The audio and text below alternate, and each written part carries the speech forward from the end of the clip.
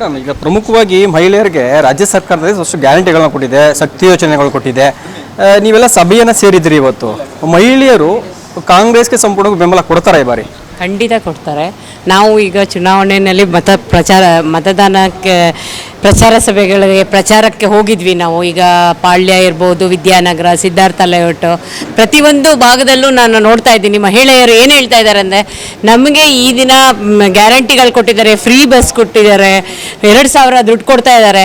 ಅದಕ್ಕೆ ತಕ್ಕನಾಗಿ ನಾವು ಮತ ಚಲಾಯಿಸಬೇಕು. ಅವ್ರು ಏನು ನಮಗೆ ಗಿಫ್ಟ್ ಕೊಟ್ಟಿದ್ದಾರೆ ಅದಕ್ಕೆ ನಾವು ಅದಕ್ಕೆ ಮುಯಿ ಕೊಡಬೇಕು ಅಂತ ಎಲ್ಲರೂ ಕಾತರರಾಗಿದ್ದಾರೆ. ಖಂಡಿತ. ಮತ್ತೆ ಪ್ರತಿಯೊಬ್ಬರು ಯಾರು 2,000 ಬರ್ತಾ ಇಲ್ಲ ಅಂತ ಯಾರು ಮಧ್ಯಮ ವರ್ಗದವರು ಇರ್ತಾರೆ, ಅವ್ರು ಹೇಳ್ತಾ ಇದ್ದಾರೆ ನಮಗೆ ಫ್ರೀ ಕರೆಂಟ್ ಕೊಟ್ಟಿದ್ದಾರೆ, ಅದಕ್ಕೆ ನಾವು ಓಟ್ ಹಾಕ್ತೀವಿ. 2,000 ಇಲ್ಲ, ನಮಗೆ GST ಇದಿದೆ, ಅದರಿಂದ ನಮಗೆ ಆಗಲ್ಲ ಅನ್ನೋಕ್ಕೆ ಏನು ತೊಂದರೆ ಇಲ್ಲ. ಎಲ್ಲರ ಮನೆಗೂ ಕರೆಂಟ್ ಫ್ರೀ ಕೊಟ್ಟಿದ್ದಾರೆ. 200 ಯೂನಿಟ್ ಕರೆಂಟ್ ಫ್ರೀ ಕೊಟ್ಟಿದ್ದಾರೆ.